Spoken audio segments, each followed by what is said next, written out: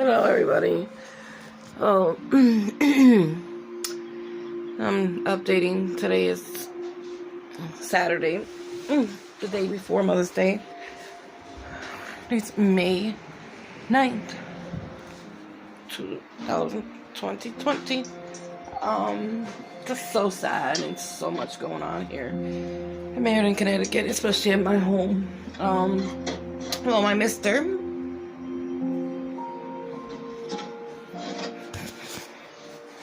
As you see, he's not here. He's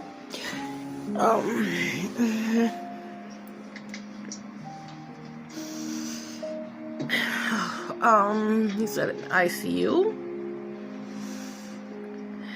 at Central Hospital in Connecticut here.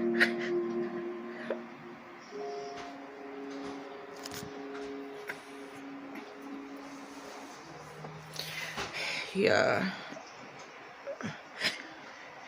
Woke me up around midnight, and I had to call 911 because he was having trouble breathing. I mean, he was taking a hard time getting his breath, he was saying, when he moved and stuff like that. They came to check his oxygen. Was a little down, not too much to worry about. Didn't have a fever, whatever, all the other symptoms of this thing. So I thought maybe, gave him a choice. Told him, maybe it could be this, that, and the third. And he asked me what I thought. What did I think about it? And I told him, well, if you feel like you could stay home and breathe, then we can call the doctors back in the morning. Then let's try that. If not, then go, to the hospital. I said, no, I don't think you stay home and try to rest and stay calm. And, they always tell you that staying home is the better thing if you can, because there is no cure for this. There's no shot they can give you that's going to cure you. You have to do it on your own, regardless, what stage you're in. You have to be strong. But you have to make sure you can breathe, And, and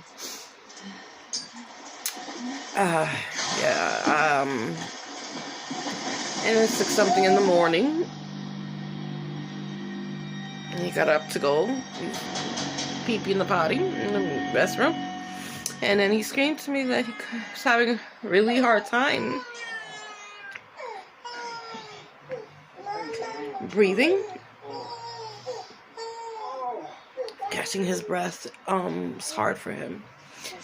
It was one of the most terrifying things to see someone that you love. Okay. Trying to take a breath and then ask you, Okay. Are you in there? Okay. I'm gonna be okay, right? I'm not dying, right? I just tell him, oh, look at me. I'm wheezing right now myself, but I'm quarantined in my home. Because I'm able to still catch a deep breath when I'm trying. Breathe through my nostrils, take a breath. Blow it out. I'm in contact with the doctors. I don't have any fever. I can show you guys here thermometers. These are ibuprofen. These are vitamin C. These are cough drops. That's not mine. That's been there forever. Actually, remember I told you, stop quitting that. Right there is even better. Nobody wants to smoke cigarettes or anything when you're sick.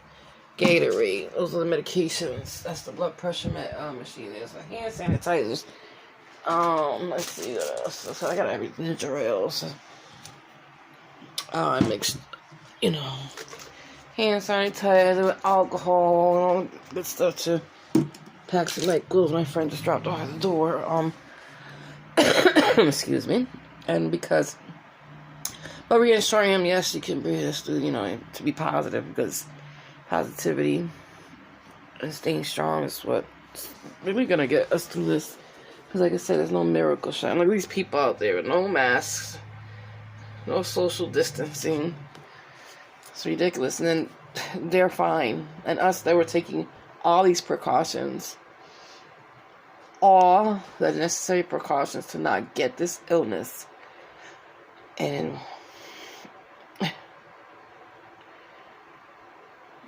they have in the ICU. I had to drop off factor 8 because I was waiting for one of his kids to come by. I mean, they're adult age, of course. To see if they could drop this off, but they never showed up. So I had to go bundle myself out, and get it there and get his medicine to the hospital. And nurses met me outside. They got his factor 8 because they have him on 100% oxygen on the second. It's 2 different kind of masks they can put on you. Well, they have him on the last mask before intubation. And intubation is the last thing you want for anyone. And the last person you want to have intubated is the person who has hemophilia. His age, hemophilia alone is dangerous to have. I mean, it's like I said, I've been talking about this with me in video before. He was feeling ill.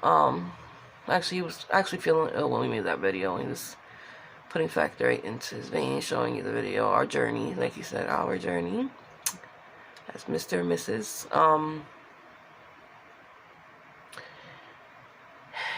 Oh, goodness.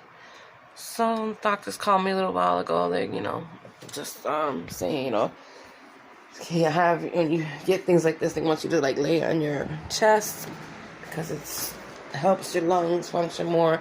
Plus, you're spitting all the phlegm out, and it just helps your lungs do this incredible thing that our natural body does. So it's hard for him because he has sclerosis. He has a lot of muscle deterioration and stuff like that due to having being born hemophiliac and suffering, breaking his femur twice. Sclerosis, it's horrible to have on a regular person. Never mind on a person that has all these illnesses. So please, it's hard. I told him, I'm here at home, quarantined. See, I'm counting the days until they test me again.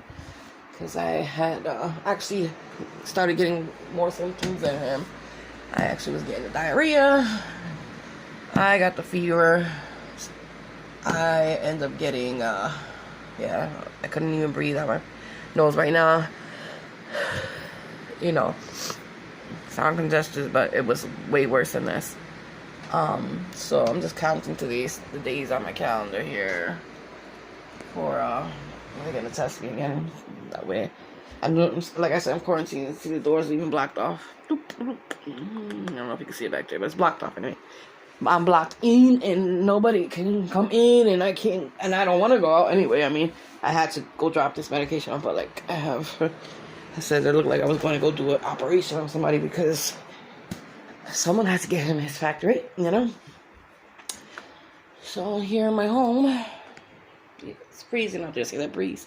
It even snowed here in Connecticut, which in May, for snow to have been coming down, that's just so weird. And in January when it was 70-something degrees and today's in the 40s. So weird. So many things are happening. And then I have a neighbor pass away yesterday morning, about 8:30 this morning. In the morning she passed away. So sad. I was told that it was not due to COVID-19, but to illnesses, diabetes, and stuff like that. I can't go downstairs and ask, and I give her family my condolences. She was my neighbor for a while. I don't know, for a long time. Sad, early 50s, and just so many things 2020 has brought. Wave of so much sadness. But please, if you see this out there, please, those of faith, any faith, great faith, higher, positive faith, send your vibes to us, please. And if you guys want to send cards or any positive gestures and love, you can send it to, we have the P.O. Box at 55 Willow Street, 901S, Meriden, Connecticut, 06450, and we are the Riberas, Ribera, Mr. and Mrs. Ribera. Yeah. So please keep us in your prayers. Like I said, if you guys want to send any positive postcards, any positive, any any good wishes, anything, if you can send it to the PO box there that I just gave you. Thank you, and I'll keep you informed. I'm gonna be quarantining here for I see, count the days more. I think it's nine more days. 9 more days, and then they'll retest me. My test came out positive Monday, so yeah, it's so crazy to me when you take all these precautions and you still end up getting positive for something that you know that you did 100% to not get it and still get it.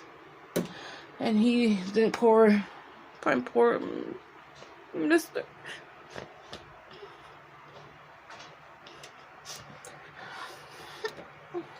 That hasn't even been outside in 2 months. Has to be taken away in an ambulance, scared to death. But please keep us in your prayers and in your high hopes, positive, please. All that negativity, it's no time for it. Thank you so much. Stay safe.